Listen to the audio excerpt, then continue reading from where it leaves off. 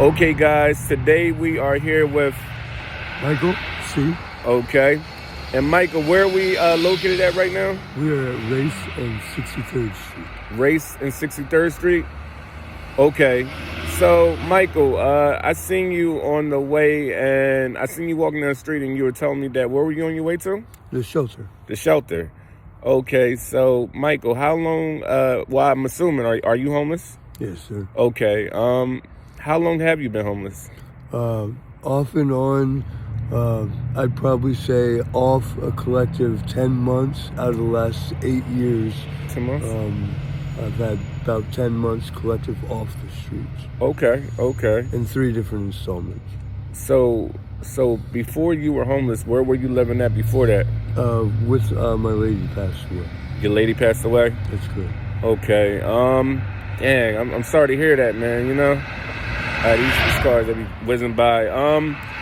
So when your lady passed away, like, how did that, like, I mean, did that affect you to the point where you just gave up on everything, or? It wasn't that I gave up. It was more that, like, we're not limited by our ways more than we're limited by our means. Right. Okay. Like, I've got plenty of ways I can put myself out there, and I'm intelligent enough that, you know, if I don't know how, well, I can learn. Okay. But I'm limited by my means. And she was that extra income. They say that you need 2.5 incomes at a minimum wage, and that is what you net. Right. You have to have a minimum wage of 2.5 incomes net. Right. Just to make it nowadays. Yeah. So, the inflation is crazy. So when I lost her, you know, I lost that extra income that I needed to stay off the street. Right. So now it's finding something that is comparable wage-wise. Right. To be able to do it on my own, or with roommates, or maybe meet another person who's been 8 years. I don't know. Now, Michael, how old are you? If you don't mind me asking, you 38. 38? Yes, sir. Okay, you look good, man. You look good, man. I know you were telling me you looked a little rough on the camera. Yeah, I look a little rough. Nah, man. Once you get a nice little shave and everything, man, you probably looking like Brad Pitt out here, man. Thank you. But the thing is, man, I know you said, like, do you have any kids? Do you have your mom and dad in your life? That's actually a tragic thing that you bring up. All 3 of my kids passed away last year. All 3 of your kids passed away last year? Yeah, I was just getting to a point with grieving my wife. Okay. About 8 years ago, where I was ready to possibly give another woman another shot, like she would have wanted me to. Right.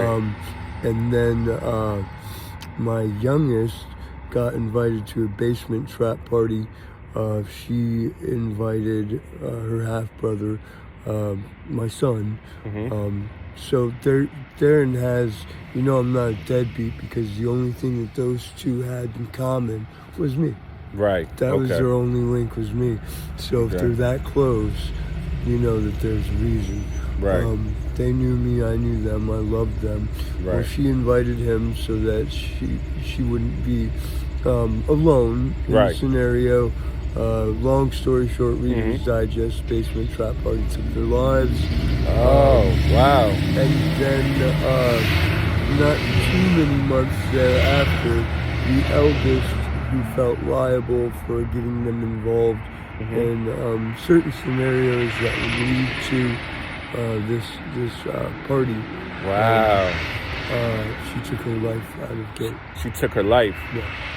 And who was that? Was that your daughter, you said? That was my oldest. Yeah, your oldest daughter. Wow. So they all passed. Oh, my, and that started me grieving wifey all over again too, because it's like I don't have the woman's arms to go to. Right. I'm sorry, man. I'm so sorry, man. I don't want you. I hate bringing stuff like this. It was a tough holiday. Yeah, I hate bringing stuff like this up because I had, somebody actually in one interview actually crying, Yeah. Do you ever, contemplate suicide sometimes yourself? There was a point in time in my life when the notion seemed a little more seemed a little more thorough in my head. At this point in time, though, believe it or not, with everything that I'm going through, the thought crossed my mind a couple of times, I won't lie. Right. But when it did, it was easily dismissed. I'm a person that believes in God. Right. I believe in a higher power, and I believe in a better place. Right. Energy created cannot be destroyed. Right. You know, and I love my kids, and they loved me, and Yeah. they loved other people. And Right. if I want to be a part of that energy, Right. you know, in the future, and see them again in some shape, form, or fashion, Right. however that works when we move on. Oh yeah. You know, You like keep I on. said, I want you to spill everything out. I'm just looking around, just because this is a big city, man. But I want you, and I can tell you got a lot to say, and I want you to spill out to the camera. But the main reason, I'm sorry to cut you off, but the main reason why I do this, because there's so much stuff that's boggled inside of people, right? Right. And a lot of times I feel like that's why a lot of people take their lives, because they have no one to let it out to. They just keep it bottled in, and then they just get fed up with life, and then that's when they just end their life. I don't want that to ever happen to you, though, man, or anybody. That's interesting you say that, because I read a lot of post-collegiate studies. Right. So even though I have not gone to college, on some level I'm collegiate educated. I can tell. Definitely. And I'm gonna write amongst a few theses once I get my own place. One of them, I think I've identified a new just mental disorder. I call it SAD. I call it social abandonment disorder. Okay. Basically, the thought is, have you had a relationship that is existing at least 2 years, right? At least 2 to 3 years in length, because an Ivy League says, Harvard says that a long-term relationship is at least 3 years. Right. So have you had a relationship that's at least 3 years in longevity, in which you speak to the individual on a weekly basis? Right. Wow. A weekly basis. Have you had that? Have I had that? No, have I? Do you have that?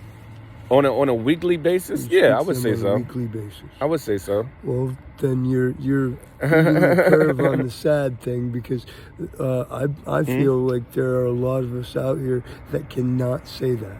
And I feel like that's a disorder, a social abandonment disorder. Wow. It's a social issue. Yeah. You taught me something, man. You taught me something, man. You really, I can tell you educated though, man. That does lead to some suicidal tendencies, right? Too, because we'll get on our social medias, okay, and it's something like almost 100% of us are bipolar on some level, right? Right. So you're going to sit there and scroll, and if you're sincere about caring about the individual, you're on an emotional roller coaster. Right. So you're on this emotional roller coaster, but are you physically making contact other than your glorified laptop in your hand on a weekly basis for 3 years straight? Right. Do you actually have that?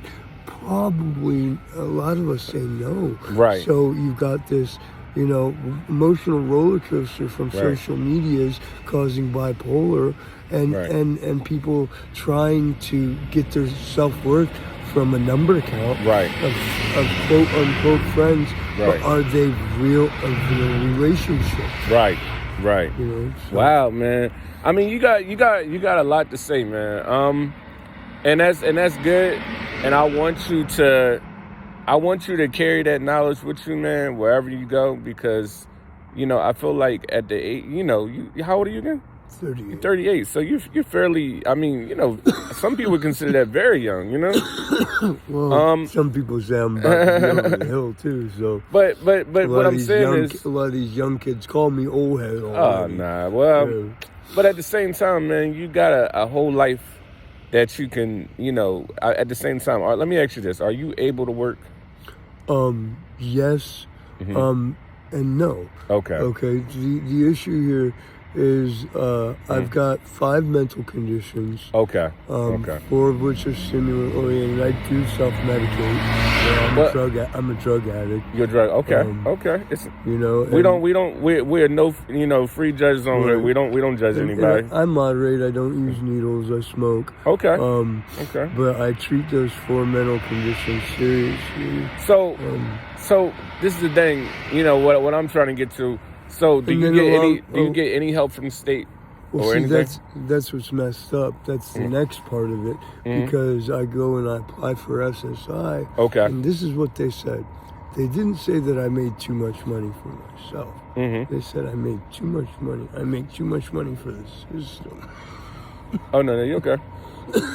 Excuse me, I kind of. You okay? So what they said is that I make too much money for the system. Okay. Like intellectual properties, ideas. When I do work, I generate revenue. Okay. So I tend to be overqualified for a lot of jobs. Oh, okay. Like I worked for a job. I worked for a place in San Antonio. I worked for a place in San Antonio called Printing Automation Consulting Technologies for a little while. So you did this in the past? Right, and I had my own office. Okay. Now, the benefit that this corporate head got from hiring me is they could pay me less than somebody with a big degree on the wall for the same skill set. Right. Now, unfortunately, though, when you work a job like that and you show that sort of a skill set, you turn around and you apply for jobs, and they look up your references and stuff, and they say, dude, you're overqualified. You're overqualified, right. Right. Yeah. And then when I do work, I'm generating revenue and things like that. Right. And it might not be enough for me to beat the streets just yet in and of myself. Right. But it's too much for me to get a check. So let me ask you this. If there's anybody out there that wants to help you, right? More than what I can, because I have multiple people on here that can help you. What would you want to tell them? How can they reach out to you? What can they do to help you, and how can they reach you? Do you have an email, a number, or anything? The best way to reach me, if you wanted to reach out to me, help me out, it would be my email address would be the best way right now, because every time I get a tablet or I get a cell phone, you sleep out here and your pockets get run. They steal out here. Exactly. People are brutal. Right. So my email address is ogswiftwolf@gmail.com. You want to spell that out for them? Yep, that's O as in octagon, G as in gangster, S as in swift, W as in walrus, I igloo, F falcon, T tango, W wolf, O octagon, L laurel, F falcon @gmail.com. There you go. Okay. And honestly, I'm a carpenter by trade. I've got a high IQ level, right-brained. I do carpentry, and you'd be surprised what I can do. Everything in between. I can rent tools and beat out contractors. Now, left-brained, I'm actually more left-brained than right. I'm an artist, musician, singer, guitarist. Songwriter. You would actually be good. I could see you working somewhere like on a computer or something, or like teaching other people, man. Because you got to gift the gab, man. You know what I'm saying? Like normally some people on these interviews, they don't know what to say. You were a natural, man. Like you got to gift the gab, man. Thank you. So, well, my goal, what I would like to do, honestly, I'd like to get the younger generations into in the music and the art realm, into understanding that you cannot just record something and send it off with a nice little love note, or you can't just like send a digital package and think that that's going to be enough. You actually have to make a press kit.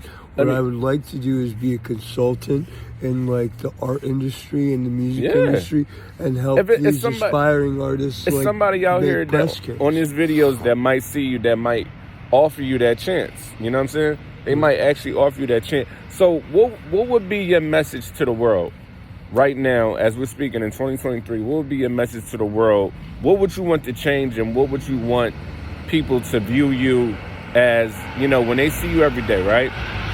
You know, and a lot of people, they just walk by, they don't know anything about you. We walk by people every day on this earth, you know? And a lot of people don't take the time just to see what you did in life and everything.